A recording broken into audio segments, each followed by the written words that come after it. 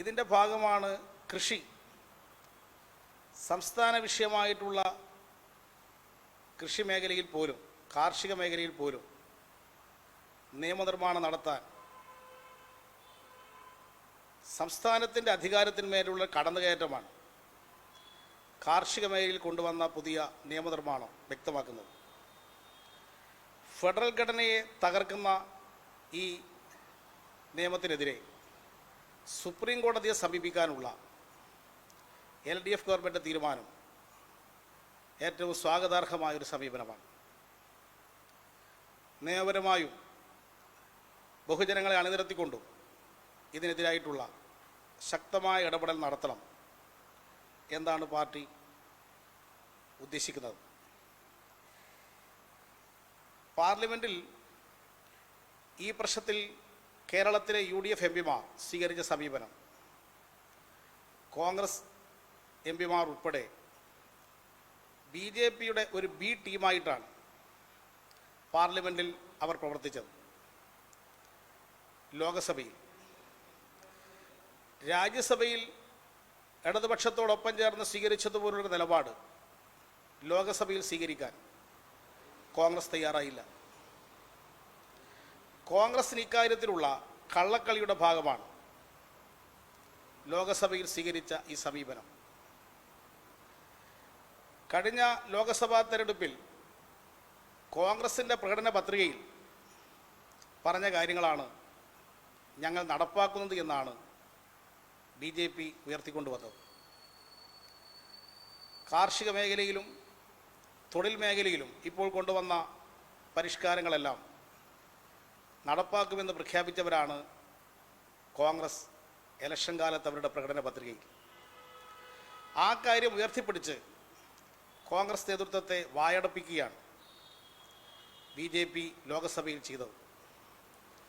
രാജ്യസഭയിൽ ഗുലാം നബി ആസാദിൻ്റെയും മറ്റു നേതൃത്വത്തിൽ ഇടപെട്ടതുപോലൊരു ഇടപെടൽ ലോകസഭയിൽ എന്തുകൊണ്ടാണ് കോൺഗ്രസ് നടത്താതിരുന്നത്? ലോകസഭയിൽ ഒരു വോട്ട് ചോദിക്കാൻ പോലും കോൺഗ്രസ്സുകാർ UDFകാർ തയ്യാറായില്ല. CPMൻ്റെ MPമാർ വോട്ട് ചോദിച്ചപ്പോൾ വളരെ ചെറിയ പ്രാതിനിധ്യം മാത്രമേ CPMനുള്ളൂ എന്നതുകൊണ്ട് അത് ശബ്ദ വോട്ടെടുപ്പിൽ നിരാകരിക്കുകയാണ് ഉണ്ടായത്. കോൺഗ്രസിൻ്റെ ആളുകൾ കൂടി ചേർന്ന് ഇടതുപക്ഷത്തോടൊപ്പം ചേർന്ന് ലോകസഭയിൽ രാജ്യസഭയിൽ സ്വീകരിച്ചതുപോലൊരു നിലപാട് സ്വീകരിച്ചിരുന്നെങ്കിൽ ലോകസഭയിൽ ഒരു പ്രതിഷേധം പ്രകടിപ്പിക്കാൻ കഴിയുമായിരുന്നു. ഇതിൽ കേരളത്തിലുള്ള UDFൻ്റെ 19 MPമാർ കേരളത്തിലെ തൊഴിലാളികളെയും കർഷകരെയും വഞ്ചിക്കുകയാണ് ചെയ്തത്. 19 UDF MPമാർ ഇതിനെതിരെ യാതൊരുവിധ ആത്മാർത്ഥതയും ലോകസഭയിൽ പ്രകടിപ്പിച്ചില്ല. രാജ്യസഭ ഈ കാര്യത്തിൽ ശക്തമായ പ്രതിഷേധം പ്രകടിപ്പിച്ചപ്പോൾ ആ പ്രതിഷേധം പ്രകടിപ്പിക്കാൻ നേതൃത്വം കൊടുത്ത 8 പേരെ രാജ്യസഭയിൽ നിന്ന് സസ്പെൻഡ് ചെയ്യുകയാണ് ഉണ്ടായത്. കേരളത്തിൽ നിന്നുള്ള വെളമരം കരീമിനെയും KK രാഗേഷിനെയും രാജ്യസഭയിൽ നിന്ന് സസ്പെൻഡ് ചെയ്തു. കൃഷിക്കാർക്കും തൊഴിലാളികൾക്കും വേണ്ടി നടത്തിയ പോരാട്ടത്തിലാണ് കേരളത്തിലുള്ള 2 രാജ്യസഭാ മെമ്പർമാർ സസ്പെൻഷൻ നടപടിക്ക് വിധേയമായത്. അത്തരത്തിലൊരു പോരാട്ടം നടത്താൻ എന്തുകൊണ്ട് ലോകസഭയിലേക്ക് തിരഞ്ഞെടുക്കപ്പെട്ട UDFകാർ തയ്യാറായില്ല? ഈ കാര്യത്തിൽ അവർ കേരളത്തിലെ ജനങ്ങളോട് ഉത്തരം പറയണം. ഈ കാര്യം ജനങ്ങൾക്കിടയിൽ തുറന്നു കാണിക്കാൻ ആവശ്യമായ പ്രചരണ പ്രവർത്തനങ്ങൾ CPIM സംഘടിപ്പിക്കും. കേന്ദ്ര ഗവൺമെൻറ് വിവിധ പോസ്റ്റുകളിലേക്കുള്ള നിയമനങ്ങൾ നടത്തുന്നില്ല. 8 ലക്ഷം ഒഴിവുകളാണുള്ളത്. ഈ ഒഴിവുകൾ നികത്തിയിരുന്നെങ്കിൽ കേരളത്തിൽ കുറേയധികം യുവതിയുവാക്കൾക്ക് തൊഴിൽ കിട്ടുമായിരുന്നു. പട്ടികജാതി പട്ടികവർഗ വിഭാഗത്തിൽപ്പെട്ടവർക്കും പിന്നോക്ക സമുദായത്തിൽപ്പെട്ടവർക്കും സംവരണപ്രകാരം കിട്ടുന്ന തൊഴിൽ അവസരമാണ് BJP ഗവൺമെൻറ് നിഷേധിക്കുന്നത്. ഇത് കേരളത്തിലെ യുവാക്കൾക്കുള്ള അവസരം നഷ്ടപ്പെടുത്തുന്ന നിലപാടാണ് കേന്ദ്ര ഗവൺമെൻറ് തുടരുന്നത്. ഇതിനെതിരെ യുവജനങ്ങളെ അണിനിരത്തിക്കൊണ്ട് ശക്തമായ പ്രചരണ പരിപാടികൾ സംഘടിപ്പിക്കണം എന്നാണ് പാർട്ടി ഉദ്ദേശിക്കുന്നത്. കേന്ദ്ര ഗവൺമെൻറ്റിൻ്റെ ഉദാരവൽക്കരണ നയങ്ങൾ കേരളത്തിൽ എല്ലാ മേഖലയിലും കടന്നു കയറാനാണ് കേന്ദ്രം ശ്രമിക്കുന്നതെങ്കിൽ കേരളത്തിലെ ഇടതുപക്ഷ സർക്കാർ അതിനെ ചെറുത്ത് നിൽക്കുകയാണ് ചെയ്യുന്നത്. കോർപ്പറേറ്റുകളുടെ കടന്നുകയറ്റം കേരളത്തിൽ അവർക്ക് സാധിക്കുന്നില്ല. കേരളത്തിലുള്ള ഒരു പൊതുമേഖലാ സ്ഥാപനം പോലും സംസ്ഥാന ഗവൺമെൻറ് പൊതുമേഖലാ സ്ഥാപനം സ്വകാര്യ മേഖലയ്ക്ക് വിട്ടുകൊടുക്കാൻ സംസ്ഥാന ഗവൺമെൻറ് തയ്യാറായിട്ടില്ല. എല്ലാം പൊതുമേഖലയിൽ സംരക്ഷിച്ച് നിർത്തിയിരിക്കുകയാണ്. എന്നാൽ കേന്ദ്ര ഗവൺമെൻറ് ആണെങ്കിൽ കേരളത്തിലുള്ള എല്ലാ കേന്ദ്ര പൊതുമേഖലാ സ്ഥാപനങ്ങളും വിൽപ്പനയ്ക്ക് വെച്ചിരിക്കുകയാണ്. എന്നാൽ കേരളത്തിൽ അവർ വിൽപ്പനയ്ക്ക് വെച്ച സ്ഥാപനങ്ങൾ ഏറ്റെടുക്കാൻ കോർപ്പറേറ്റുകൾക്ക് ഇങ്ങോട്ട് കടന്നു വരാൻ കഴിയുന്നില്ല. ഹിന്ദുസ്ഥാൻ ന്യൂസ് പ്രിൻറ്റിൻ്റെ സ്ഥലം 700 ഏക്കർ സ്ഥലം കോട്ടയത്ത്, അത് ആ ന്യൂസ് പ്രിൻ്റ് വിൽപ്പനയ്ക്ക് വെച്ചപ്പോൾ അതിൽ താല്പര്യമുള്ള കോർപ്പറേറ്റുകൾക്ക് അതിൽ കടന്നു വരാൻ കഴിയാത്തത് ഇടതുപക്ഷ സർക്കാർ ബദൽ നിർദ്ദേശങ്ങൾ സമർപ്പിച്ചുകൊണ്ട് ഞങ്ങളത് ഏറ്റെടുക്കാം എന്ന നിലപാട് സ്വീകരിച്ചതുകൊണ്ടാണ്. തിരുവനന്തപുരം വിമാനത്താവളം അദാനിയെ ഏൽപ്പിക്കാൻ തീരുമാനിച്ചു. അത് നടപ്പാക്കാൻ കേന്ദ്ര ഗവൺമെൻറ്റിന് കഴിയുന്നില്ല. അദാനിക്ക് അത് ഏറ്റെടുക്കാനും കഴിയുന്നില്ല. കാരണം സംസ്ഥാന ഗവൺമെൻറ്റിൻ്റെ ശക്തമായ എതിർപ്പാണ് അത് ഏറ്റെടുക്കാൻ കഴിയാത്തത്. നേരത്തെ വിഴിഞ്ഞ ഹാർബർ സ്വകാര്യ മേഖലയിൽ കൊടുക്കാനായിരുന്നു കേന്ദ്ര ഗവൺമെൻറ് നിർദ്ദേശിച്ചിരുന്നത്. അന്ന് കേരളത്തിൽ അധികാരത്തിലുണ്ടായിരുന്ന VS സർക്കാർ, ഇടതുപക്ഷ സർക്കാർ അതിനെതിരായ നിലപാട് സ്വീകരിച്ചു. വിഴിഞ്ഞ ഹാർബർ പൊതുമേഖലയിൽ വേണം എന്നുള്ള നിലപാട് അന്ന് LDF സർക്കാർ സ്വീകരിച്ചു. അദാനിക്ക് കൊടുക്കാനുള്ള നീക്കം LDF ഗവൺമെൻറ് കാലത്ത് അവർക്ക് നടപ്പാക്കാൻ കഴിഞ്ഞില്ല. എന്നാൽ LDF പോയി, UDF വന്നു, ഉമ്മൻചാണ്ടി സർക്കാർ വന്നു. വിഴിഞ്ഞ ഹാർബർ യാതൊരു എതിർപ്പുമില്ലാതെ അദാനി ഗ്രൂപ്പിനെ ഏറ്റെടുക്കാൻ കഴിഞ്ഞു. ഈ അനുഭവം വെച്ചുകൊണ്ട് കേരളത്തിൽ ഇടതുപക്ഷ സർക്കാർ അധികാരത്തിലുള്ളിടത്തോളം കാലം തിരുവനന്തപുരം വിമാനത്താവളം അദാനിക്ക് ഏറ്റെടുക്കാൻ കഴിയില്ല എന്ന് വ്യക്തമായിരിക്കുകയാണ്. ഇത് വെച്ചുകൊണ്ട് തന്നെയാണ് കോർപ്പറേറ്റുകൾ കേരളത്തിലെ ഇടതുപക്ഷ ഗവൺമെൻറ്റിനെതിരെ ഇന്ന് നീങ്ങിക്കൊണ്ടിരിക്കുകയാണ്. കോർപ്പറേറ്റുകൾക്ക് താല്പര്യമുള്ള മേഖലകളിലെല്ലാം കേരളത്തിലെ സർക്കാർ പൊതുമേഖലയെ ശക്തിപ്പെടുത്തിക്കൊണ്ടിരിക്കുകയാണ്. ഹൈസ്പീഡ് ഇൻ്റർനെറ്റ് സംവിധാനം രാജ്യത്താകെ വ്യാപിപ്പിക്കാൻ ശ്രമിക്കുകയാണ് റിലയൻസുകാർ. കേരളത്തിലും അവരതിൻ്റെ നടപടികൾ സ്വീകരിച്ചു തുടങ്ങിയിട്ടുണ്ട്. എന്നാൽ LDF സർക്കാർ പ്രഖ്യാപിച്ച K-ഫോൺ പദ്ധതി റിലയൻസിൻ്റെ നീക്കങ്ങൾക്ക് വിഘാതമുണ്ടാക്കുന്നതാണ്. ഹൈസ്പീഡ് ഇൻ്റർനെറ്റ് സൗകര്യം കേരളത്തിൽ 20 ലക്ഷം കുടുംബങ്ങൾക്ക് സൗജന്യമായി കൊടുക്കാനാണ് ഗവൺമെൻറ് ഉദ്ദേശിക്കുന്നത്. ബാക്കി 50% പേർക്ക് സബ്സിഡി നിരക്കിൽ ഈ സൗകര്യം കൊടുക്കാനും ഗവൺമെൻറ് തീരുമാനിച്ചിരിക്കുന്നു. കേരളത്തിലെ മുഴുവൻ പ്രദേശത്തും ഇത്തരമൊരു സൗകര്യം ലഭ്യമാക്കുമ്പോൾ അത് റിലയൻസ് നടപ്പാക്കുന്ന അവരുടെ പദ്ധതിക്ക് വിരുദ്ധമാണ് എന്നവർ ഇപ്പോൾ തിരിച്ചറിഞ്ഞിട്ടുണ്ട്. ഇടതുപക്ഷ സർക്കാർ പ്രഖ്യാപിച്ചിട്ടുള്ള മൊബിലിറ്റി പദ്ധതി, അത് പൊതുവാഹനങ്ങൾ ഇലക്ട്രിക് വാഹനങ്ങളാക്കി മാറ്റാനുള്ള പദ്ധതി, ഇതും കോർപ്പറേറ്റുകൾ ലക്ഷ്യമിട്ടൊരു മേഖലയാണ്. അതിൽ കേരള ഗവൺമെൻറ് പൊതുസംവിധാനത്തെ വളർത്തിയെടുക്കുകയാണ്. റീറ്റെയിൽ മേഖല കൈയടക്കാനാണ് റിലയൻസ് ശ്രമിക്കുന്നത്. എന്നാൽ കേരളത്തിൽ ഇടതുപക്ഷ സർക്കാർ പൊതുവിതരണ രംഗം ശക്തമാക്കിക്കൊണ്ട് ബദൽ നടപടികൾ സ്വീകരിക്കുകയാണ്. പച്ചക്കറിക്ക് 16 ഇനം പച്ചക്കറിക്ക് തറവില പ്രഖ്യാപിച്ചത് ഇന്ത്യ രാജ്യത്ത് കേരളത്തിൽ മാത്രമാണ്. പച്ചക്കറി ഏറ്റെടുത്ത് വിതരണം ചെയ്യാനുള്ള പദ്ധതികൾക്ക് ഗവൺമെൻറ് തുടക്കം കുറിക്കുകയാണ്.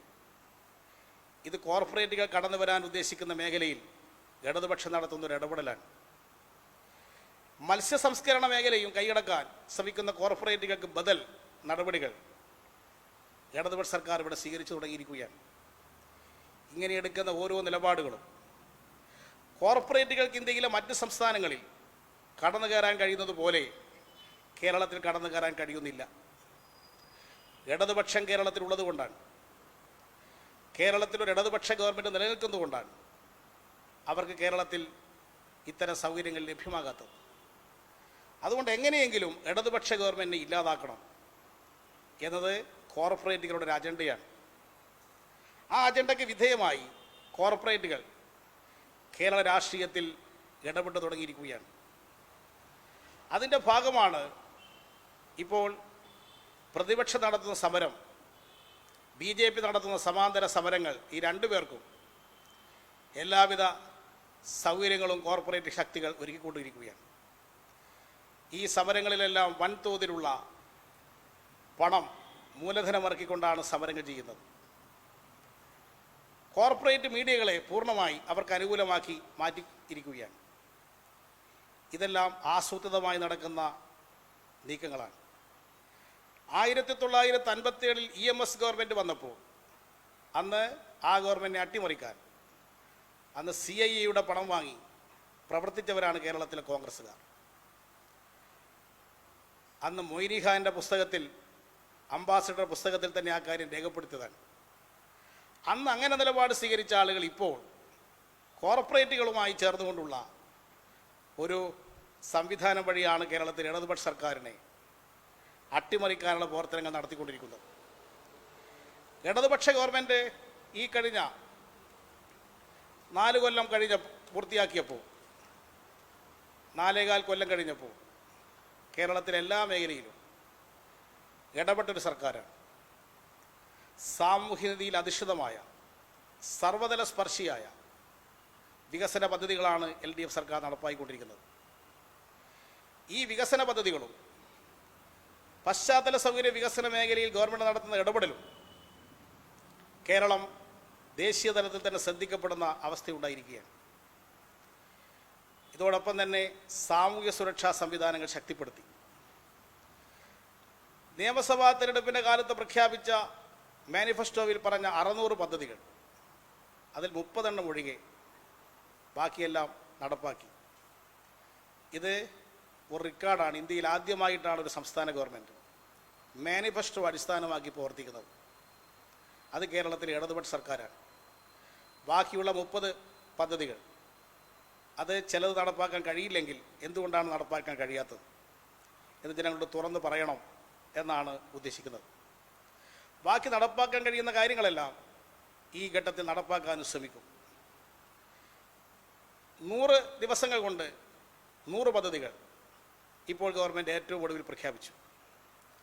ഈ പദ്ധതികളെല്ലാം ജനങ്ങളിൽ വളരെയധികം മതിപ്പുളവാക്കിയ പദ്ധതികളാണ്. 88 ലക്ഷം കുടുംബങ്ങൾക്കാണ് ഭക്ഷ്യക്കിറ്റ് 4 മാസം കൊടുക്കാൻ പോകുന്നത്. 1800 കോടി രൂപ ഇതിനു വേണ്ടി സർക്കാർ നീക്കിവെച്ച് കഴിഞ്ഞു. എല്ലാ വീടുകളും പട്ടിണിയില്ലാതെ കഴിയാനുള്ള സംവിധാനം ഗവൺമെൻറ് ഉണ്ടാക്കി. കേരളത്തിൽ ഇന്ന് പട്ടിണി മരണങ്ങളെക്കുറിച്ചുള്ള വാർത്തകളില്ല. കോവിഡ് കാലഘട്ടത്തിൽ പോലും ഈ കാര്യത്തിൽ ഇടപെട്ട സർക്കാരാണ് ഇടതുപക്ഷ മുന്നണി സർക്കാർ. ഇത്തരത്തിലുള്ള പ്രവർത്തനങ്ങൾ വഴി ഇടതുപക്ഷ സർക്കാരിൻ്റെ അനുകൂലമായ ഒരു മുന്നേറ്റ സംസ്ഥാനത്തുണ്ടായിട്ടുണ്ട് എന്ന് പ്രകടമാണ്. അത് വിവിധ ഘട്ടങ്ങളിൽ കേരളം തെളിയിച്ചതാണ്. നിയമസഭാ ഉപതെരഞ്ഞെടുപ്പുകളിൽ അത് പ്രകടമായി ജനങ്ങൾക്ക് മനസ്സിലാക്കാൻ സാധിച്ചു. UDFൻ്റെ കുത്തക മണ്ഡലങ്ങൾ തന്നെ ഇടതുപക്ഷത്തിന് പിടിച്ചെടുക്കാൻ സാധിച്ചു. അതിനുശേഷമാണ് ഈ ഗവൺമെൻറ് വീണ്ടും വരും എന്നുള്ള ചിന്ത സാർവത്രികമായി ഉയർന്നു വരാൻ തുടങ്ങി. കോവിഡ് പ്രതിരോധ പ്രവർത്തനത്തിൽ ഗവൺമെൻറ് നടത്തിയ ഇടപെടൽ വലിയ തോതിൽ അംഗീകാരം പിടിച്ചു പറ്റുന്ന സ്ഥിതി ഉണ്ടായി. ഇങ്ങനെയൊക്കെ വന്നപ്പോൾ ഇനി ഈ ഗവൺമെൻറ്റിനെ വെച്ച് പൊറുപ്പിച്ചുകൂടാ.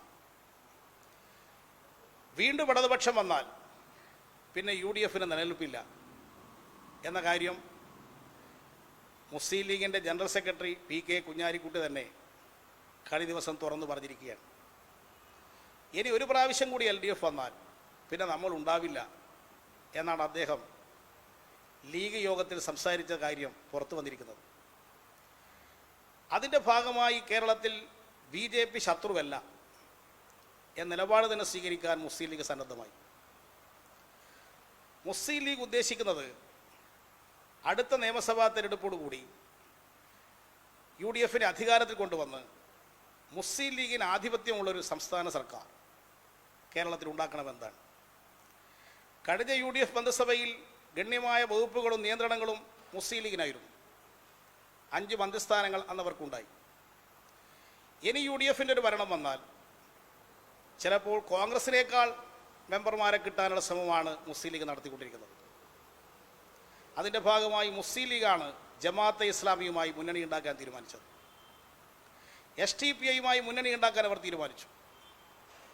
ഇത് മുസ്ലിം ലീഗിന് ആധിപത്യം ഉണ്ടാക്കാനുള്ള ആസൂത്രിതമായ നീക്കത്തിൻ്റെ ഭാഗമാണ്. അതിൻ്റെ ഭാഗമായി UDFും മുന്നണി കൂടുതൽ വിപുലമാക്കാൻ എടുത്ത തീരുമാനം ഇത്തരം ശക്തികളെ കൂട്ടിച്ചേർത്തുകൊണ്ടാണ്. ജമാഅത്തെ ഇസ്ലാമി ആണ് ഇന്ന് മുസ്ലിം ലീഗിനെ നയിക്കുന്നത്. അതാണ് മുസ്ലിം ലീഗ് ഇപ്പോൾ എടുക്കുന്ന പല തീരുമാനങ്ങളിലും ജമാഅത്തെ ഇസ്ലാമിയുടെ സ്വാധീനമാണ്, ആശയമാണ് പ്രതിഫലിച്ചുകൊണ്ടിരിക്കുന്നത്. അതാണ് ഇവിടെ പല പ്രശ്നങ്ങളിലും ഹാഗിയ സോഫിയ മ്യൂസിയം അത് മുസ്ലിം പള്ളിയാക്കി തുർക്കിയിൽ. ആ നിലപാടിനെ സംബന്ധിച്ച് ലേഖനമെഴുതി ചന്ദ്രികയിൽ മുസ്ലിം ലീഗിൻ്റെ നേതാവാണ്. KCBC അതിനെ പരസ്യമായിട്ട് എതിർത്തു. ഈ നിലപാടിനെ മുസ്ലിം ലീഗ് മതേതരത്വം പറയുന്നത് കപടമാണ് എന്ന് KCBCക്ക് പ്രതികരിക്കേണ്ടി വന്നു. പക്ഷേ കോൺഗ്രസിന് യാതൊരു പ്രതികരണവുമില്ല. മുസ്ലിം ലീഗിൻ്റെ അജണ്ടക്കനുസരിച്ചുകൊണ്ടാണ് കേരളത്തിൽ ഇന്ന് കോൺഗ്രസും UDFും പ്രവർത്തിക്കുന്നത്. അവർക്ക് ഈ സാഹചര്യത്തിൽ BJPയുമായിട്ട് കൂടി മുന്നണി ഉണ്ടാക്കണം എങ്കിലേ രക്ഷപ്പെടൂ എന്നുള്ളത് കൊണ്ടാണ് കുഞ്ഞാലിക്കുട്ടി തന്നെ BJP ശത്രുവല്ല എന്ന പരസ്യ പ്രഖ്യാപനവുമായി മുന്നോട്ട് വന്നിരിക്കുന്നത്. ഇത് രാഷ്ട്രീയ രംഗത്ത് ദൂരവ്യാപകമായ പ്രത്യാഘാതം ഉണ്ടാക്കും എന്ന കാര്യം CPIM സംസ്ഥാന കമ്മിറ്റി വിലയിരുത്തിയിരിക്കുകയാണ്. എപ്പോഴെല്ലാം കേരളത്തിൽ ഇടതുപക്ഷത്തിന് തുടർഭരണം ഉണ്ടാകുമെന്ന സ്ഥിതി വന്നിട്ടുണ്ടോ അപ്പോഴെല്ലാം വലതുപക്ഷ ശക്തികൾ ഇങ്ങനെ വിശാലമായ മുന്നണി ഉണ്ടാക്കാൻ ശ്രമിച്ചിട്ടുണ്ട്.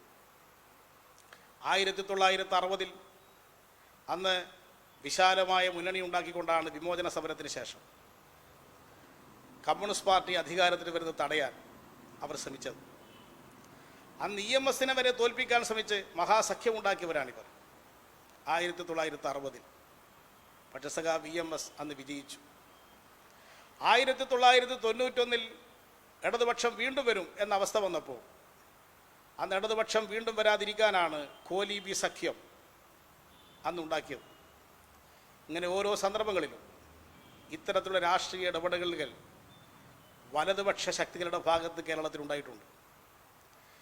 ഇന്ന് കേരളത്തിൽ മുസ്ലിം ലീഗ് അങ്ങേയറ്റം ജനങ്ങൾക്കിടയിൽ നിന്ന് അവരുടെ മുഖം വികൃതമായിരിക്കുകയാണ്. കാസർഗോഡ് നടന്ന ഏറ്റവും വലിയ കുംഭകോണമാണ് ജ്വല്ലറി തട്ടിപ്പ്.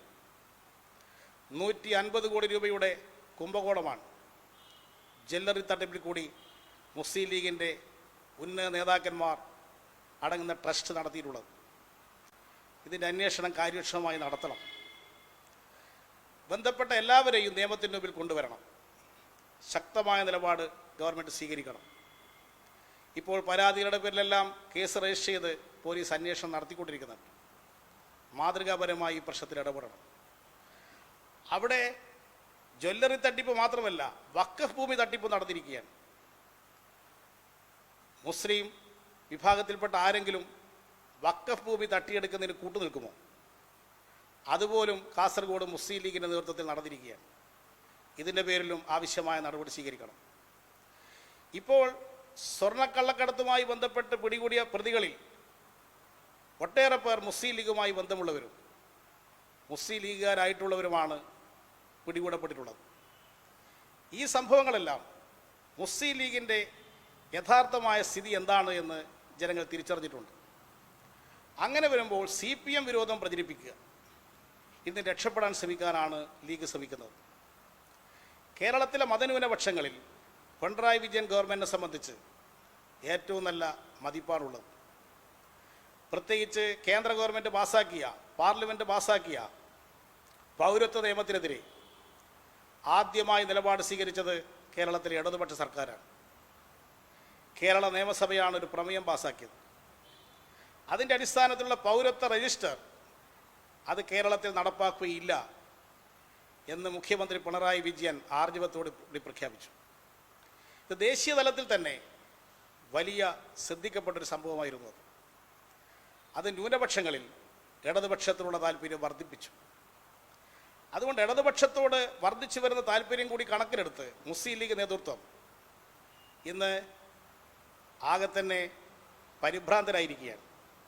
അതിൻ്റെ ഭാഗമായിട്ടാണ് ഇടതുപക്ഷ വിരുദ്ധ മുന്നണി ഉണ്ടാക്കാൻ BJPയുമായിട്ട് കൂടി ചേരാനുള്ള നീക്കം ഇവിടെ നടത്തിക്കൊണ്ടിരിക്കുന്നത്. ഈ നീക്കത്തെ ചെറുത്ത് തോൽപ്പിച്ചുകൊണ്ട് വേണം പ്രവർത്തിക്കാനെന്നാണ് പാർട്ടി വിലയിരുത്തിയിട്ടുള്ളത്. തദ്ദേശ ഭരണ സ്ഥാപന തെരഞ്ഞെടുപ്പ് ആസന്നമായിരിക്കുകയാണ്. പാർട്ടി അത് സംബന്ധിച്ച് വിശദമായി ചർച്ച ചെയ്യുകയുണ്ടായി. തെരഞ്ഞെടുപ്പിൽ UDFനെ തോൽപ്പിക്കുക, BJPയെ തോൽപ്പിക്കുക, ഈ രണ്ട് മുന്നണികളെയും തോൽപ്പിക്കുന്നതിന് സഹായകമായ രാഷ്ട്രീയ നിലപാടുകൾ സ്വീകരിക്കാനാണ് പാർട്ടി ഉദ്ദേശിക്കുന്നത്. ഈ രണ്ട് മുന്നണിക്കും എതിരായി നിൽക്കുന്ന ആളുകളുമായി, വ്യക്തികളുമായി ബന്ധപ്പെട്ട് അടുത്ത തദ്ദേശ ഭരണ സ്ഥാപന തെരഞ്ഞെടുപ്പിൽ LDFനെ വിജയിപ്പിക്കാനാണ് പാർട്ടി ജനങ്ങളോട് അഭ്യർത്ഥിക്കുന്നത്.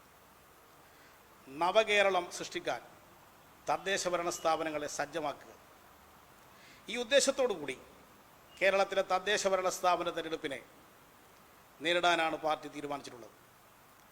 ഇതിൻ്റെ ഭാഗമായി ഇപ്പോൾ ഇലക്ഷൻ കമ്മീഷൻ നടപടികൾ തുടക്കം കുറിച്ച് കഴിഞ്ഞു.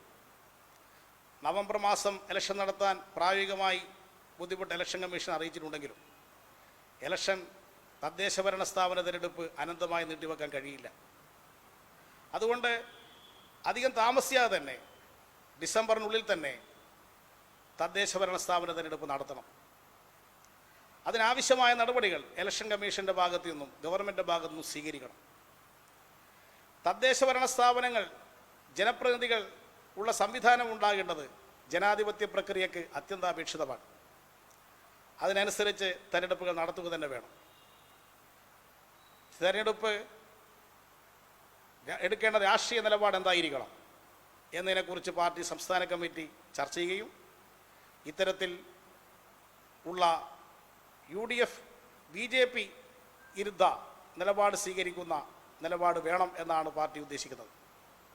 ഇതിൻ്റെ ഭാഗമായി ജില്ലാ പഞ്ചായത്തുകൾ, മറ്റ് പ്രാദേശികമായ സംവിധാനങ്ങളിലെല്ലാം സഹകരിക്കാൻ തയ്യാറുള്ള LDFലെ 10 കക്ഷികൾ ഇന്ന് LDFനകത്തുണ്ട്. ആ മുന്നണിയായി തന്നെ LDF പ്രവർത്തിക്കും. അതോടൊപ്പം LDFുമായി സഹകരിക്കുന്ന കക്ഷികളുണ്ട്. ആ കക്ഷികളുമായും പ്രാദേശികമായി എല്ലായിടത്തും സഹകരിപ്പിച്ചുകൊണ്ടുള്ള പ്രവർത്തനം സംഘടിപ്പിക്കണം എന്നാണ് പാർട്ടി ഉദ്ദേശിക്കുന്നത്. ഇത്തരത്തിൽ കേരള രാഷ്ട്രീയത്തിൽ തദ്ദേശ ഭരണ സ്ഥാപന തെരഞ്ഞെടുപ്പ് ഒരു വലിയ രാഷ്ട്രീയ പോരാട്ടമായി മാറ്റണം എന്നാണ് പാർട്ടി സംസ്ഥാന കമ്മിറ്റി ആഹ്വാനം ചെയ്തിട്ടുള്ളത്. കേരളത്തിലിപ്പോൾ ആസൂത്രിതമായ നിലയിൽ ഇടതുപക്ഷ ഗവൺമെൻറ്റിനെ അട്ടിമറിക്കാനും CPMനെ തകർക്കാനും അതുവഴി ഇടതുപക്ഷത്തെ തകർക്കാനുമുള്ള നീക്കങ്ങളാണ് നടന്നുകൊണ്ടിരിക്കുന്നത്. അതിനുവേണ്ടി കേന്ദ്ര ഏജൻസികളെ കേരളത്തിൽ ഇടപെടിപ്പിക്കുകയാണ്. കേന്ദ്ര ഗവൺമെൻറ്റിൻ്റെ കൈവശമുള്ള വിവിധ അന്വേഷണ ഏജൻസികൾ അതിനെ ഉപയോഗപ്പെടുത്തിക്കൊണ്ട് കേരളത്തിൽ ഇടതുപക്ഷത്തിനെതിരെ ഏതെല്ലാം തരത്തിൽ ഇടപെടാൻ കഴിയുമെന്നാണ് ഇപ്പോൾ അവർ ശ്രമിക്കുന്നത്. BJP അധികാരത്തിൽ വന്നതിന് ശേഷം ഇന്ത്യയിലെ വിവിധ സംസ്ഥാനങ്ങളിൽ BJP ഇതര ഗവൺമെൻറ്റുകളെ അട്ടിമറിക്കാൻ ഇത്തരം അന്വേഷണ ഏജൻസികളെയാണ് BJP ദുർവിനിയോഗം ചെയ്തത്. രാഷ്ട്രീയ പ്രതിയോഗികളെ അമർച്ച ചെയ്യാനാണ് പല സംസ്ഥാനത്തും ഇത്തരം സംവിധാനത്തെ BJP ഗവൺമെൻറ് ഉപയോഗിച്ചത്. അതേ രീതിയിലുള്ള ഇടപെടൽ കേരളത്തിലും തുടങ്ങുന്നു എന്നതിൻ്റെ തുടക്കമാണ്. ലൈഫ് മിഷനുമായി ബന്ധപ്പെട്ട് ഒരു കോൺഗ്രസ് MLA കൊടുത്തൊരു പരാതിയുടെ മേൽ CBI അന്വേഷണം ഏറ്റെടുത്തിട്ടുള്ള നടപടി, ഈ നടപടി അസാധാരണവും രാഷ്ട്രീയ പ്രേരിതവുമാണെന്നാണ് സംസ്ഥാന കമ്മിറ്റി വിലയിരുത്തുന്നത്. സാധാരണഗതിയിൽ ഒരു MLA ഒരു പരാതി കൊടുത്തതുകൊണ്ട് മാത്രം കേന്ദ്ര ഗവൺമെൻറ് കൈവശമുള്ള CBI കേസ് അന്വേഷിക്കാൻ പോകുന്നില്ല. കേരള ഗവൺമെൻറ് ആവശ്യപ്പെട്ട CBI അന്വേഷണം ആവശ്യപ്പെട്ട കേസ് ഇതുവരെ CBI ഏറ്റെടുത്തിട്ടില്ല. ടൈറ്റാനിയം കുംഭകോണ കേസ് 89 കോടി രൂപയുടെ കുംഭകോണം നടന്ന കേസാണ്. ഉമ്മൻചാണ്ടി, ചെന്നിത്തല, ഇബ്രാഹിം കുഞ്ഞ് ഇവർ പ്രതികളായി വിജിലൻസ് രജിസ്റ്റർ ചെയ്ത കേസാണ്.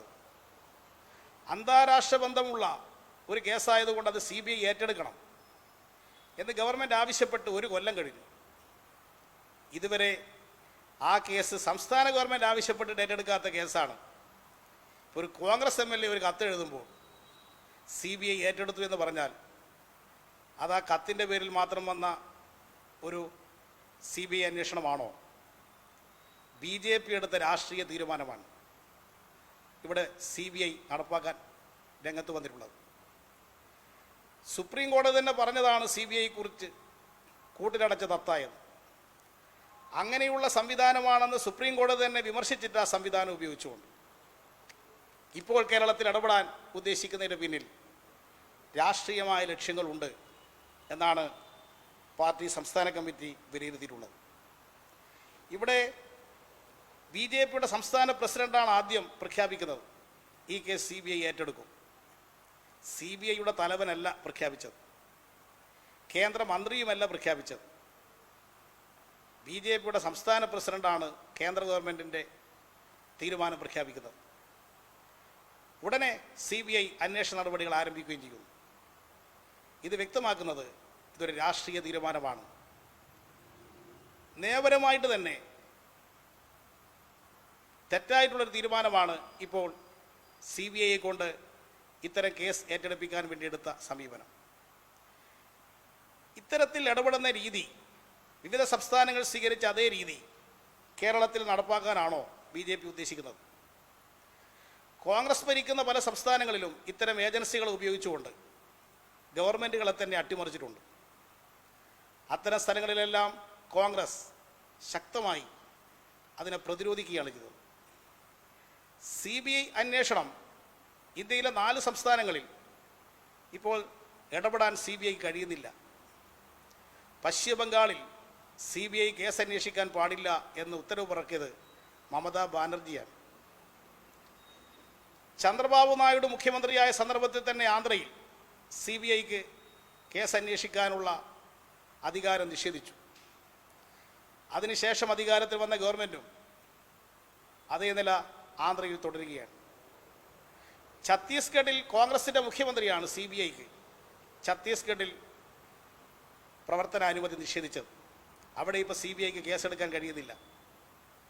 രാജസ്ഥാനിൽ കോൺഗ്രസിൻ്റെ മുഖ്യമന്ത്രി ഗോലോട്ടാണ് രാജസ്ഥാനിൽ CBI ഒരു കേസും ഏറ്റെടുക്കാൻ പാടില്ല എന്ന് തീരുമാനിക്കുകയും കേസ് ഏറ്റെടുക്കുന്നതിന് അധികാരം നൽകിക്കൊണ്ട് നടത്തിയ ഉത്തരവ് പിൻവലിക്കുകയും ചെയ്തു. ഇത്തരത്തിലുള്ള നിലപാടുകളെല്ലാം സ്വീകരിച്ചത് ഇടതുപക്ഷം നയിക്കുന്ന ഗവൺമെൻറ്റുകളല്ല, കോൺഗ്രസ് ഭരിക്കുന്ന ഗവൺമെൻറ്റുകൾ തന്നെ എടുത്ത സമീപനമാണ്.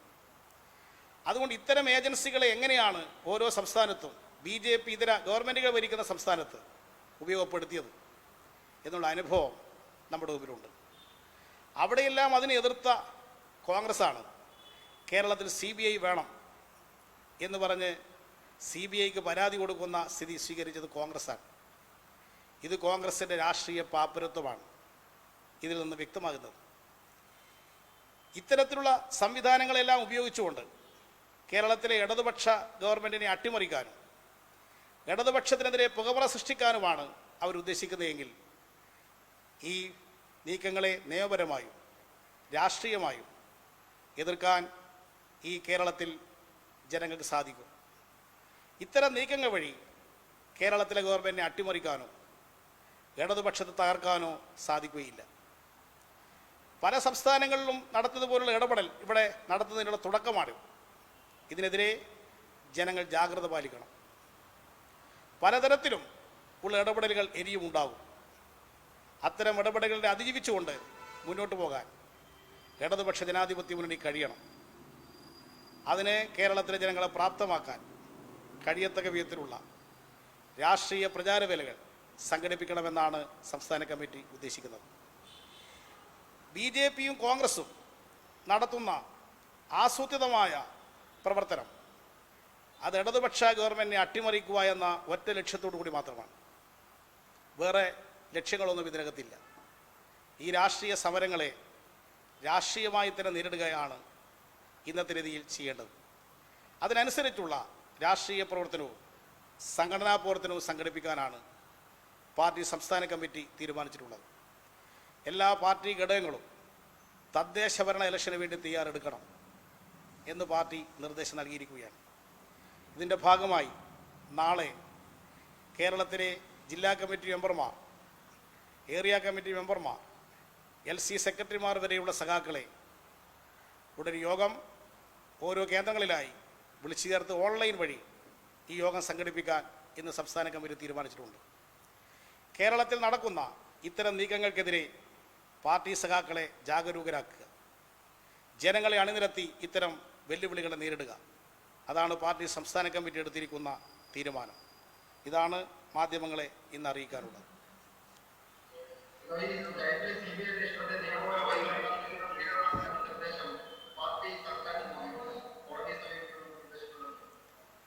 കോടതിയെ സമീപിക്കാൻ ഇപ്പോൾ CPM തീരുമാനിച്ചിട്ടില്ല.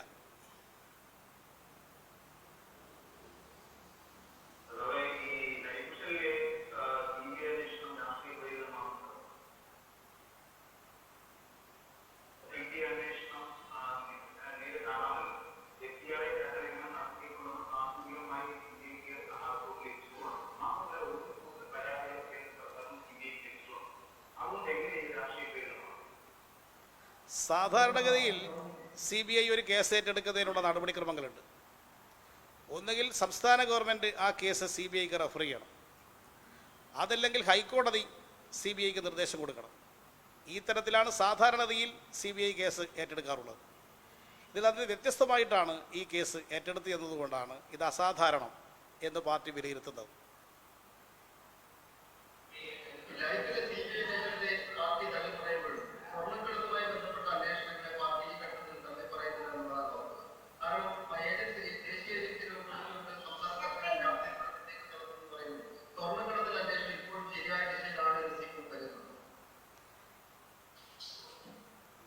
സ്വർണ്ണക്കള്ളക്കടത്ത് കേസ് വന്നപ്പോൾ മുഖ്യമന്ത്രി തന്നെ ആവശ്യപ്പെട്ടതാണ് കേന്ദ്ര ഗവൺമെൻറ് ഏജൻസിയെ വെച്ചുകൊണ്ട് അന്വേഷിപ്പിക്കണമെന്നുള്ളത്. അതിൻ്റെ അന്വേഷണം ഇന്ന് നടന്നുകൊണ്ടിരിക്കുകയാണ്. പക്ഷേ ആ അന്വേഷണം തന്നെ ഇപ്പോൾ എവിടെ എത്തിയെന്ന് പരിശോധിക്കണം. സ്വർണ്ണക്കള്ളക്കടത്ത് കേസുമായി ബന്ധപ്പെട്ട അന്വേഷണത്തിൽ ദുബായിൽ നിന്ന് സ്വർണം അയച്ചയാളെ ഫൈസൽ ഫരീദിനെ ഇതുവരെ ചോദ്യം ചെയ്യാൻ പോലും കേന്ദ്ര ഏജൻസിക്ക് സാധിച്ചില്ല. തിരുവനന്തപുരം വിമാനത്താവളത്തിൽ നിന്ന് ഏറ്റുവാങ്ങിയ കോൺസുലേറ്റ് ജനറൽ ഓഫീസിലുള്ളവരെ ചോദ്യം ചെയ്യാനോ അവരെ പരിശോധിക്കാനോ ഇതുവരെ അന്വേഷണ സംഘത്തിന് സാധിച്ചില്ല.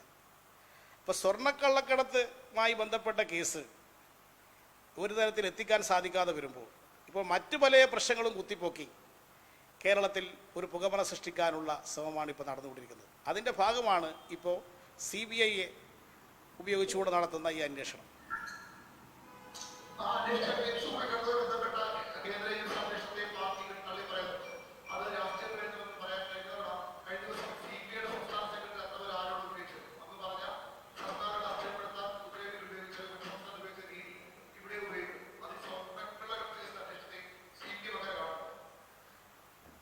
അന്ന് തന്നെ ഞങ്ങൾ പറഞ്ഞപ്പോൾ ഒരു കാര്യം പറഞ്ഞിരുന്നു, പല സംസ്ഥാനങ്ങളിലും ഈ ഏജൻസിയെ രാഷ്ട്രീയ ആവശ്യത്തിന് വേണ്ടി ഉപയോഗിച്ചിട്ടുണ്ട്.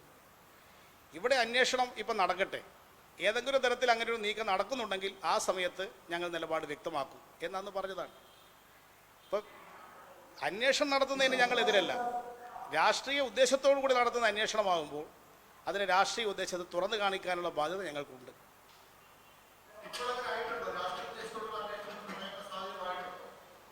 അല്ല, ഇന്നലെ CBI എടുത്തിരിക്കുന്ന ഈ തീരുമാനം സംബന്ധിച്ച് പാർട്ടി സെക്രട്ടേറിയറ്റ് ഇന്നലെ തന്നെ വ്യക്തമാക്കിയിട്ടുണ്ട്. സെക്രട്ടേറിയറ്റ് പ്രസ്താവനക്കകത്ത് അത് വ്യക്തമാക്കിയിട്ടുണ്ട്. ഇത് അസാധാരണവും രാഷ്ട്രീയ പ്രേരിതവുമാണ് എന്നാണ് പാർട്ടി എടുത്തിട്ടുള്ള നിലപാട്. അതാണ് സംസ്ഥാന കമ്മിറ്റിയും ഇന്ന് അംഗീകരിച്ചിട്ടുള്ളത്.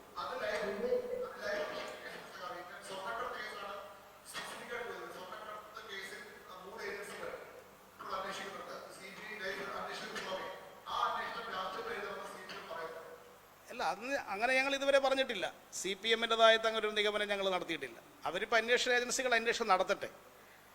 നേരത്തെ തന്നെ ഞങ്ങൾ പറഞ്ഞിട്ടുണ്ട്. ചില മാധ്യമപ്രവർത്തകന്മാരന്ന് ചോദിച്ചിരുന്നു ഈ ചോദ്യം. അന്ന് ഞാൻ പറഞ്ഞത് ഇപ്പോൾ അവർ അന്വേഷിക്കട്ടെ, അങ്ങനെ രാഷ്ട്രീയമായ ഉദ്ദേശത്തോട് കൂടിയിട്ടുള്ള അന്വേഷണമായി മാറുന്നുണ്ടെങ്കിൽ ആ സമയത്ത് ഞങ്ങൾ പ്രതികരിക്കും എന്ന് അന്നേ ഞങ്ങൾ വ്യക്തമാക്കിയിട്ടുണ്ട്.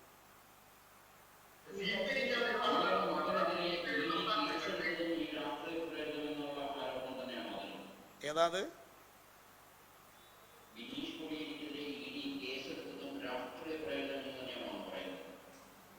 അല്ല, ഞാനത് സംബന്ധിച്ച് നേരത്തെ വ്യക്തമാക്കിയല്ലേ.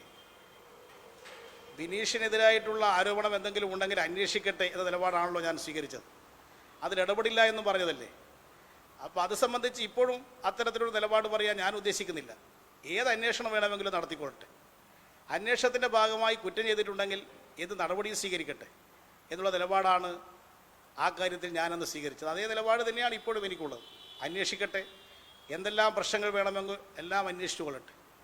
ആ അത്തരത്തിലുള്ള ഒരു അന്വേഷണത്തെയും തടസ്സപ്പെടുത്താൻ പാർട്ടി ഇടപെടുകയില്ല എന്ന ആ സന്ദർഭത്തിൽ തന്നെ ഞാൻ വ്യക്തമാക്കിയതാണ്.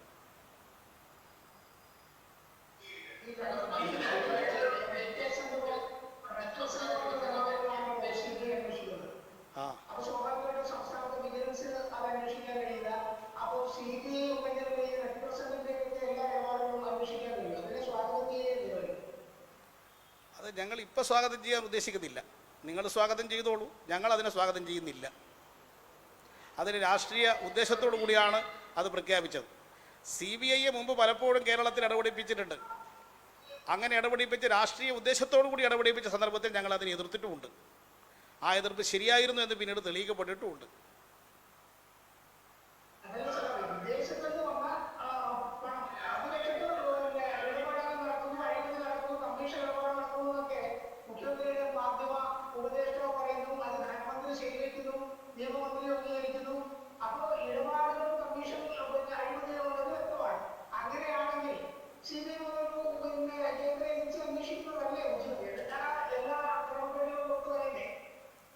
ഇപ്പോൾ CBI കേസ് ഏറ്റെടുത്തത് സന്ദേശപരമായിട്ടല്ല.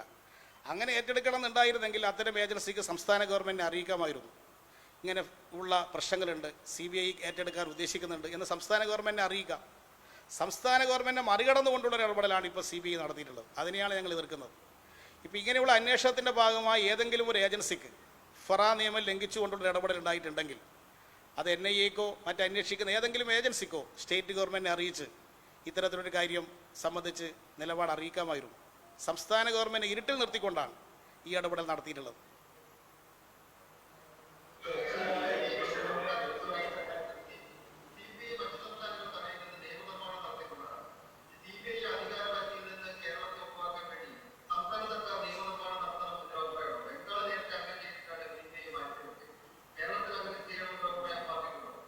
അങ്ങനെ ഒരു നിയമനിർമ്മാണം നടത്തണമെന്ന് പാർട്ടിക്ക് അഭിപ്രായമില്ല. ഈ പ്രശ്നം മുമ്പും ഉയർന്നു വന്ന ഇതാണ് ഇത്തരം പ്രശ്നങ്ങൾ. അന്നും ഞങ്ങൾ LDF ഗവൺമെൻറ് അത്തരമൊരു നിയമനിർമ്മാണം നടത്തേണ്ടതില്ല എന്ന നിലപാടാണ് സ്വീകരിച്ചത്. CBI ചില കേസുകൾ അന്വേഷിക്കേണ്ടതായി വരും CBI എന്നുള്ള നിലയിൽ.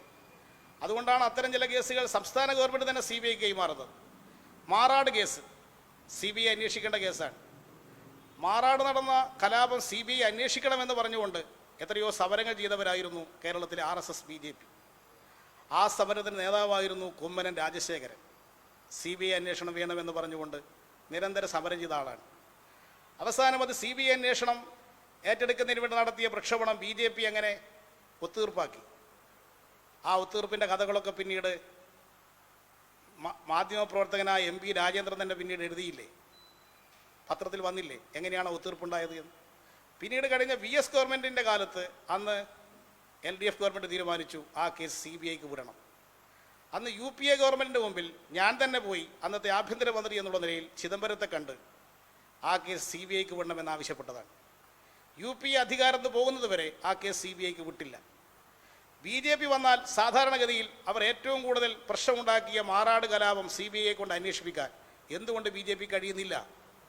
ഇപ്പോഴത്തെ പിണറായി വിജയൻ ഗവൺമെൻറ്റും ആ കേസ് CBI അന്വേഷിക്കണമെന്ന് ആവശ്യപ്പെട്ട് കേന്ദ്രത്തോട് ആവശ്യപ്പെട്ടു. ഇതിപ്പോൾ ഈ കേസ് CBIയെ കൊണ്ട് അന്വേഷിപ്പിക്കാൻ ഇടപെട്ട സുരേന്ദ്രൻ ആ കേസ് CBI കൊണ്ട് അന്വേഷിപ്പിക്കാൻ എന്താണ് ഇടപെടാത്തത്?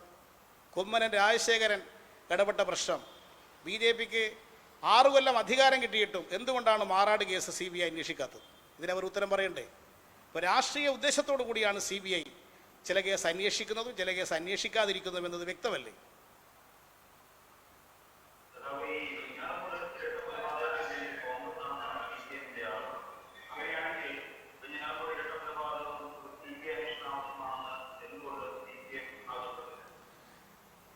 CBI അന്വേഷിക്കണം ഇരട്ടക്കൊലപാതക കേസുള്ള അഭിപ്രായം ഞങ്ങൾക്കില്ല. കോൺഗ്രസ്സുകാർ നടത്തിയ കൊലപാതകമാണെന്ന് കിട്ടുകയും പ്രതികളെ ഇപ്പോൾ കണ്ടെത്തുകയും ചെയ്തു. ഒട്ടുമിക്ക പ്രതികളെ അറസ്റ്റ് ചെയ്തു. അത് സംബന്ധിച്ച കോൺസ്പിറസി ഭാഗം മാത്രമേ ഞാൻ അന്വേഷിക്കാനുള്ളൂ. ബാക്കി നല്ല നിലയിൽ കേസ് അന്വേഷിച്ചുകൊണ്ടിരിക്കുന്നതാണ് വെഞ്ഞാറമൂട് ഇരട്ടക്കൊലപാതകം.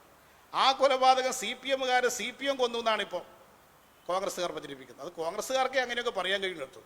അങ്ങനെ പറയുന്ന കോൺഗ്രസ്സുകാരുടെ ഞാൻ ഓരോന്നും പറയുന്നില്ല, അങ്ങനെ അവർക്ക് പറയാൻ കഴിയും. അതാണ് കോൺഗ്രസിൻ്റെ കേരളത്തിലെ അവസ്ഥ.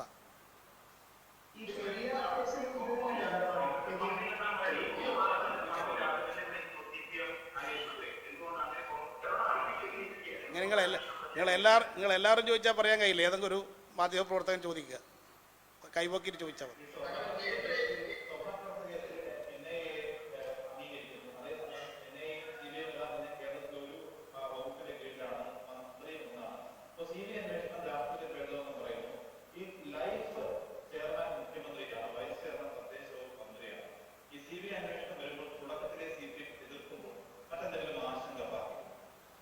അല്ല, സതുദ്ദേശപരമല്ല അവരുടെ വരവ്.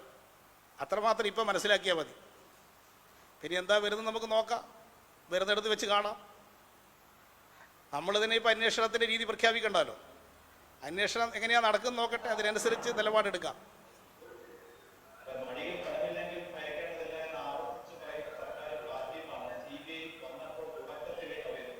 അല്ല, ഞങ്ങൾക്കിതിൽ യാതൊരുവിധ ഭയവും ഇല്ല. CBIക്ക് വിട്ടതായിരുന്നല്ലോ ലാവ്ലിൻ കേസ്. അത് പറഞ്ഞിട്ടാണല്ലോ കുറേ കാലം ഇവിടെ CBI കറങ്ങിയത്. ആ കേസിനുണ്ടായ ഗതി എന്താ? അവസാനം CBI കോടതി തന്നെ തള്ളിക്കളഞ്ഞില്ലേ ആ കേസ്? ഹൈക്കോടതി പോയപ്പോൾ ഹൈക്കോടതി തള്ളിക്കളഞ്ഞില്ലേ? ലാവ്ലിൻ എന്ന് പറഞ്ഞുകൊണ്ടല്ലേ കുറേ കാലം CBI ഉപയോഗിച്ചുകൊണ്ട് കേരളത്തിൽ കളിച്ചത്? അത് അർത്ഥശൂന്യമാണെന്ന് വന്നില്ലേ? ഹൈക്കോടതി തന്നെ അവസാനം പറഞ്ഞില്ലേ? പിണറായി വിജയനെ കുടുക്കിയിടാൻ ഉണ്ടാക്കിയൊരു കേസായിരുന്നു എന്ന് പറഞ്ഞില്ലേ? അത്തരത്തിൽ CBI വരുന്നതിനെ ഞങ്ങൾ ഭയപ്പെടുന്നില്ല. അത് മറ്റാരെങ്കിലും കാണിച്ച് CBIയെ കാണിച്ച് മിരട്ടിക്കോ. ഞങ്ങളെ CBIയെ കാണിച്ചിട്ടൊന്നും ഭയപ്പെടുത്താൻ CPMൻ്റെ പല പ്രവർത്തകന്മാരും CBI അറസ്റ്റ് ചെയ്ത് ഇപ്പം ജയിലിൽ കിടക്കുന്നുണ്ട്. ഞങ്ങളാരും മാപ്പ് പറയാൻ പോയിട്ടില്ല. BJP മുമ്പിൽ കീഴടങ്ങുകയില്ല. നിങ്ങൾ CBI അല്ല ഏതെല്ലാം ഏജൻസി വന്നാലും BJPയുടെ മുമ്പിൽ CPM കീഴടങ്ങാൻ പോകുന്നില്ല, ഇടതുപക്ഷ സർക്കാർ കീഴടങ്ങാൻ പോകുന്നില്ല. അതുകൊണ്ട് ഇങ്ങനെയുള്ള ഏജൻസികളെ കാണിച്ചിട്ടൊന്നും ഭയപ്പെടുത്താൻ നോക്കണ്ട. നടക്കട്ടെ അന്വേഷണം, എവിടെ എത്തുമെന്ന് നമുക്ക് കാണാം.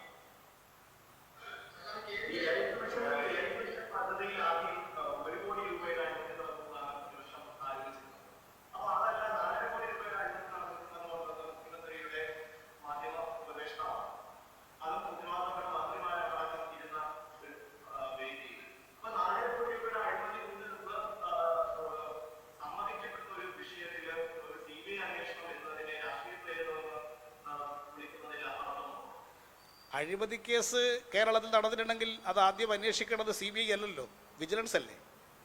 വിജിലൻസ് അന്വേഷണം പ്രഖ്യാപിച്ചല്ലോ. വിജിലൻസ് അന്വേഷണം പ്രഖ്യാപിച്ചപ്പോഴാണല്ലോ CBI വന്നിരിക്കുന്നത്. അഴിമതിയാണ് നടന്നതെങ്കിൽ അത് അന്വേഷിക്കേണ്ടത് വിജിലൻസാണ്. അതിനിവിടെ വിജിലൻസ് സംവിധാനമുണ്ട്. അപ്പുറം എല്ലാ തെളിവുകളും ആ വിജിലൻസിന് മുമ്പിൽ ഹാജരാക്കിയാൽ പോരെ. ഇപ്പോൾ വിജിലൻസ് അന്വേഷണം ഏറ്റെടുത്തപ്പോൾ അഴിമതി അന്വേഷിക്കാനല്ല ഇപ്പോൾ കോടതി കൊടുത്ത FIR അതല്ലല്ലോ പറയുന്നത്. അഴിമതി അന്വേഷിക്കാനെന്ന് പറഞ്ഞുകൊണ്ടല്ല ഇപ്പോൾ FIR ഇട്ടിട്ടുള്ളത്. വേറൊരു മാധ്യമ സുഹൃത്ത് ചൂണ്ടിക്കാണിച്ചതുപോലുള്ള പ്രശ്നങ്ങളാണ് അവർ ഉന്നയിച്ചിട്ടുള്ളത്. അത് സംബന്ധിച്ച് അന്വേഷണം നടക്കട്ടെ. അവരധികാരപരിധിയിൽ വരുന്ന കാര്യങ്ങളാണെങ്കിൽ അവർ അന്വേഷിക്കട്ടെ. പക്ഷേ ഈ അന്വേഷണം സതുദ്ദേശപരമല്ല എന്നതാണ് കാരണം BJP എടുത്ത തീരുമാനം നടപ്പാക്കുന്നതിൻ്റെ ഭാഗമാണ് ഇപ്പോൾ CBI അന്വേഷണം വന്നിരിക്കുന്നത്. അതാണ് ഞങ്ങൾ ചൂണ്ടിക്കാണിക്കുന്നത്.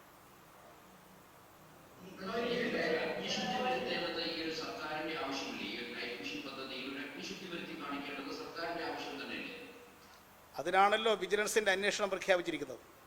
അഗ്നിശുദ്ധി വരുത്താൻ CBI ഉണ്ടായാൽ മാത്രമല്ലല്ലോ സാധിക്കുക.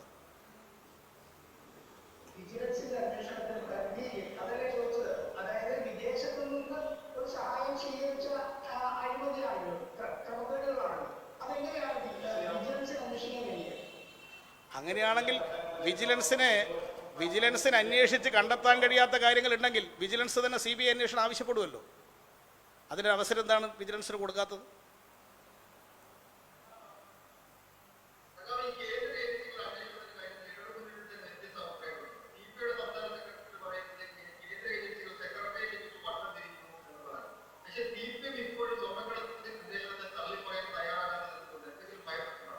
ഞങ്ങൾ ഇതിനൊന്ന് തള്ളിപ്പറയണമെങ്കിൽ ഞങ്ങൾക്ക് ഭയം ഉണ്ടെങ്കിലല്ലേ തള്ളിപ്പറയേണ്ടത്. ഞങ്ങൾ തള്ളി പറഞ്ഞിട്ടില്ലല്ലോ. ഏത് ഏജൻസി വേണമെങ്കിലും അന്വേഷിക്കട്ടെ, ഞങ്ങൾ ഭയപ്പെടുന്നില്ല. പക്ഷേ അന്വേഷണ ഏജൻസി ഇപ്പം അന്വേഷണം എവിടെ എത്തി? അന്വേഷണം BJPയിൽ എത്തിയപ്പോൾ അന്വേഷണം മുടങ്ങിയില്ലേ? അന്വേഷണ ഉദ്യോഗസ്ഥന്മാർ ഇടയ്ക്കിടെ മാറ്റുന്നത് എന്തുകൊണ്ടാണ്? അതാരാണ്? ഞങ്ങളാണോ മാറ്റുന്നത്? കസ്റ്റംസ് ഓഫീസർമാരെ മാറ്റി, NIA ഓഫീസർമാരെ മാറ്റി, വിദൂര സ്ഥലത്തേക്ക് മാറ്റുന്നു. ഈ അന്വേഷണം നടത്തിയ ആളുകളെ ഓരോരുത്തരെയും മാറ്റിക്കൊണ്ടിരിക്കുന്നത് എന്തിനു വേണ്ടിയാണ്? അതുകൊണ്ട് ഞങ്ങളിതൊന്നും ഭയപ്പെടുന്നില്ല. അന്വേഷണം നടക്കട്ടെ, അന്വേഷണ രീതിയിൽ വരട്ടെ.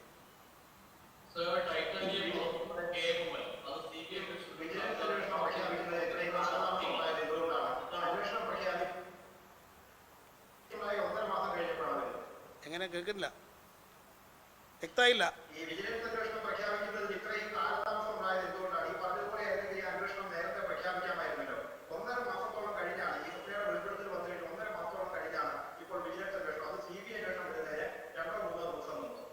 അത് ഞങ്ങളെ കാര്യം ആദ്യമേ പറഞ്ഞിട്ടുണ്ടല്ലോ. ഇത് സംബന്ധിച്ച് വിജിലൻസ് അന്വേഷിക്കാൻ സാധിക്കുന്നൊരു കേസാണെങ്കിൽ വിജിലൻസ് അന്വേഷിക്കണം എന്ന് പാർട്ടി തന്നെയാണ് ആവശ്യപ്പെട്ടത്.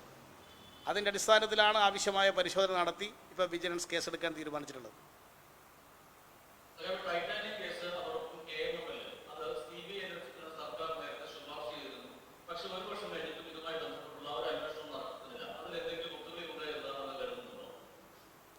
ടൈറ്റാനിയം കേസ് പ്രധാനപ്പെട്ട ആളുകൾ പ്രതികളായിട്ടുള്ള കേസാണല്ലോ. ശ്രീ ഉമ്മൻചാണ്ടിയും ശ്രീ ചെന്നിത്തലയും ഇബ്രാഹിം കുഞ്ഞും ഒക്കെ പ്രതികളായിട്ടുള്ള കേസാണത്.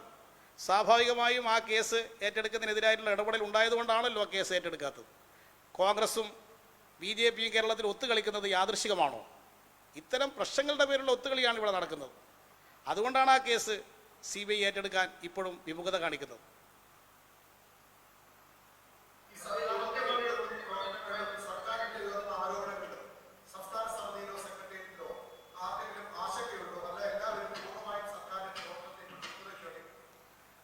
സംസ്ഥാന സെക്രട്ടേറിയറ്റും സംസ്ഥാന കമ്മിറ്റിയും ഗവൺമെൻറ് പ്രവർത്തനത്തിന് പൂർണ്ണമായി പിന്തുണ കൊടുക്കുകയാണ് ചെയ്തിട്ടുള്ളത്. പാർട്ടി ഒറ്റക്കെട്ടായി ഈ സാഹചര്യത്തെ നേരിടാൻ വേണ്ടി സജ്ജമാണ്. നിങ്ങൾക്ക് പലർക്കും ചില ആഗ്രഹങ്ങളൊക്കെ ഉണ്ടായിരിക്കും, പക്ഷെ അത് നടക്കുന്ന ഒരു സ്ഥിതിയല്ല എന്നുള്ള കാര്യം നിങ്ങൾ മനസ്സിലാക്കുക. അതുകൊണ്ട് കേരളത്തിലെ എല്ലാ പാർട്ടി മെമ്പർമാരും അനുഭാവികളും ഒറ്റക്കെട്ടായി ഇതിനെതിരായുള്ള പ്രതിരോധം തീർക്കും. ഒരു മനുഷ്യനെപ്പോലെ ഉയർത്തെഴുന്നേറ്റുകൊണ്ട് ഇടതുപക്ഷ മുന്നണി ഗവൺമെൻറ്റിനെ സംരക്ഷിക്കുക തന്നെ ചെയ്യും. ജീവത്യാഗം ചെയ്തും ഈ ഗവൺമെൻറ്റിനെ സംരക്ഷിക്കും. അതാണ് പാർട്ടി സംസ്ഥാന കമ്മിറ്റിയുടെ തീരുമാനം.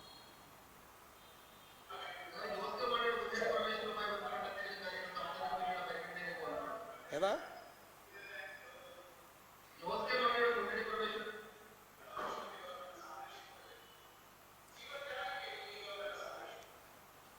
ജോസ് കെ മാണി UDF വിട്ടുകഴിഞ്ഞു. ജോസ് കെ മാണി നിയമസഭക്കകത്ത് അവരുടെ പാർട്ടി UDFന് അനുകൂലമായി വോട്ട് രേഖപ്പെടുത്തിയില്ല. നിഷ്പക്ഷ നിലപാടാണ് ഇപ്പോൾ സ്വീകരിക്കുന്നത്. ഡൽഹിയിൽ കർഷക പ്രശ്നത്തിൽ ഇടതുപക്ഷത്തോടൊപ്പം സഹകരിക്കുന്ന സമീപനവും ജോസ് കെ മാണി സ്വീകരിച്ചിട്ടുണ്ട്. ജോസ് കെ മാണി വിഭാഗം സ്വീകരിക്കുന്ന സമീപനം സ്വാഗതാർഹം തന്നെയാണ്. അതുകൊണ്ട് അവർ നേരത്തെ ഞങ്ങൾ തീരുമാനിച്ചതുപോലെ ഒരു രാഷ്ട്രീയ നിലപാട് പ്രഖ്യാപിക്കണം. അവർ പ്രഖ്യാപിക്കുന്ന രാഷ്ട്രീയ നിലപാട് നോക്കിക്കൊണ്ട് അവരുമായിട്ടുള്ള സമീപനം ഞങ്ങൾ ചർച്ച ചെയ്ത് തീരുമാനിക്കും. ഇതേ നിലപാട് തന്നെയാണ് നേരത്തെ ഞങ്ങൾ വ്യക്തമാക്കിയത്.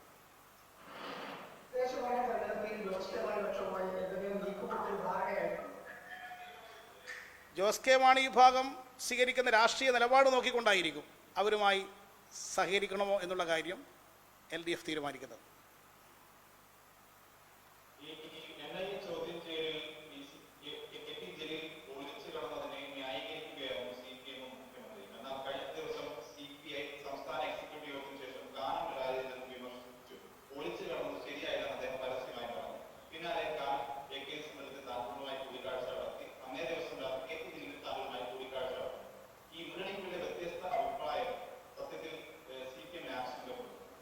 മുന്നണിക്കകത്തൊരു വ്യത്യസ്ത അഭിപ്രായവും ഈ കാര്യത്തിലൊന്നുമില്ല.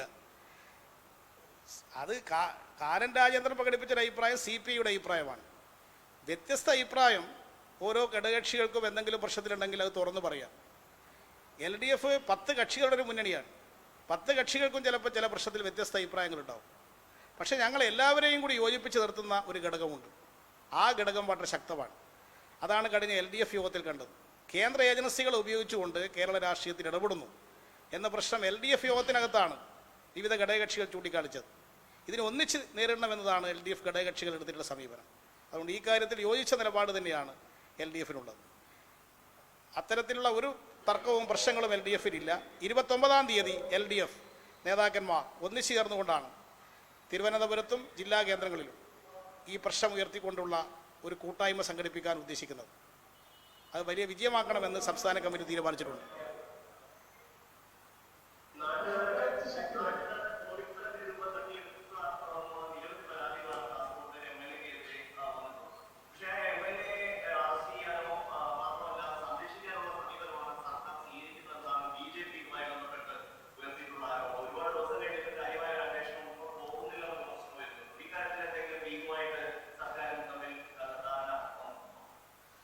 അന്വേഷണം ഇപ്പോൾ നടന്നുകൊണ്ടിരിക്കുകയാണ്. അന്വേഷണത്തിൻ്റെ ഭാഗമായി ചോദ്യം ചെയ്യേണ്ട ഘട്ടം വരുമ്പോൾ ചോദ്യം ചെയ്യും, അറസ്റ്റ് ചെയ്യേണ്ട ഘട്ടം വരുമ്പോൾ അറസ്റ്റ് ചെയ്യും. അതാണ് അന്വേഷണത്തിൻ്റെ ഭാഗമായി സ്വീകരിക്കുന്ന സമീപനം.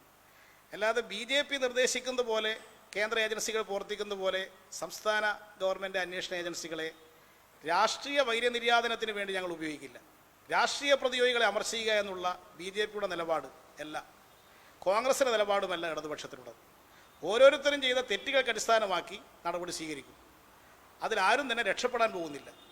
തെറ്റ് ചെയ്തവർ ഓരോരുത്തരെയും നിയമത്തിന് മുമ്പിൽ കൊണ്ടുവരും. അവരാരും തന്നെ രക്ഷപ്പെടുമെന്ന് കരുതുകയും വേണ്ട.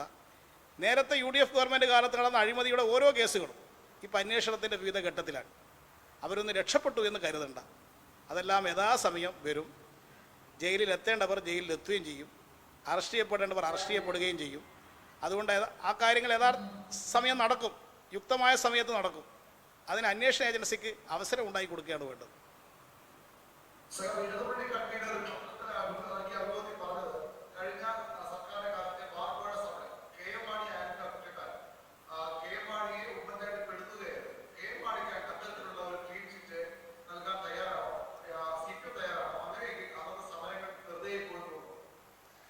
അത് LDF കൺവീനർ പറയാത്തൊരു കാര്യം പറഞ്ഞു എന്ന് പറഞ്ഞുകൊണ്ട് ഒരു മാധ്യമം ഉണ്ടാക്കിയൊരു വാർത്തയാണ്. അങ്ങനെ LDF കൺവീനർ വിജയരാഘവൻ പറഞ്ഞിട്ടേ ഇല്ല എന്ന് വിജയരാഘവൻ തന്നെ വ്യക്തമായി കഴിഞ്ഞു. അതിൻ്റെ പേരിൽ അനാവശ്യമായൊരു വിവാദം സൃഷ്ടിക്കാനാണ് ശ്രമിക്കുന്നത്. KM മാണിയെ കേസിൽ പ്രതിയാക്കിയത് ഉമ്മൻചാണ്ടി മുഖ്യമന്ത്രിയായിരുന്ന കാലത്താണെന്നുള്ളത് ശരിയാണ്. ചെന്നിത്തല ആഭ്യന്തരമന്ത്രിയായിരുന്ന കാലത്തുമാണ് KM മാണിയെ പ്രതിയേർത്തത്. അല്ലാതെ വിജയരാഘവൻ അത്തരത്തിലൊരു പ്രതികരണം നടത്തിയിട്ടില്ല എന്ന് വിജയരാഘവൻ തന്നെ പിന്നീട് വെളിപ്പെടുത്തി കഴിഞ്ഞിട്ടുണ്ട്.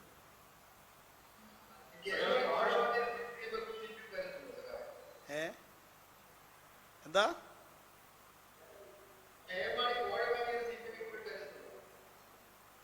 KM മാണിയെ സംബന്ധിച്ച് ഇപ്പോൾ അദ്ദേഹം ജീവിച്ചിരിക്കുന്നില്ല. അതുകൊണ്ട് അദ്ദേഹത്തിൻ്റെ പേരിൽ പ്രതിയായിക്കൊണ്ടുള്ള കേസ് തന്നെ ഇപ്പോൾ നിലവിലില്ല. ഒരു മരിച്ചുപോയ ഒരു നേതാവിനെ സംബന്ധിച്ച് നമ്മൾ ഇപ്പോൾ ഒരു ചർച്ച ചെയ്ത് ഒരു പ്രശ്നം ഉണ്ടാക്കേണ്ട കാര്യമുണ്ട്. അതുകൊണ്ട് KM മാണിയെ സംബന്ധിച്ചിട്ടുള്ള ഇപ്പോൾ അത് സംബന്ധിച്ചൊരു ചർച്ചയ്ക്ക് പ്രസക്തിയില്ല. ഇപ്പോൾ ആ കേസ് നിലനിൽക്കുന്നില്ല. അദ്ദേഹം മരണപ്പെട്ടു, അതാണ് വസ്തുത. ആ മരണപ്പെട്ടൊരു നേതാവിനോട് അനാദരവ് കാണിക്കുക എന്നത് ഞങ്ങൾ ഉദ്ദേശിക്കുന്നില്ല. KM മാണി ബഹുമാന്യനായ രാഷ്ട്രീയ നേതാവ് തന്നെയായിരുന്നു, അക്കാര്യത്തിൽ ആർക്കും സംശയവുമില്ല. അതുകൊണ്ട് ഇപ്പോൾ അതൊരു വിവാദമാക്കി മാറ്റേണ്ടുന്ന പ്രശ്നമല്ല. ശരി, നമുക്ക് അവസാനിപ്പിക്കാം. എല്ലാ ചോദ്യമെല്ലാം തീർന്നു. നമുക്ക് നിർത്താം. ഇനി അടുത്ത തവണ കാണാം.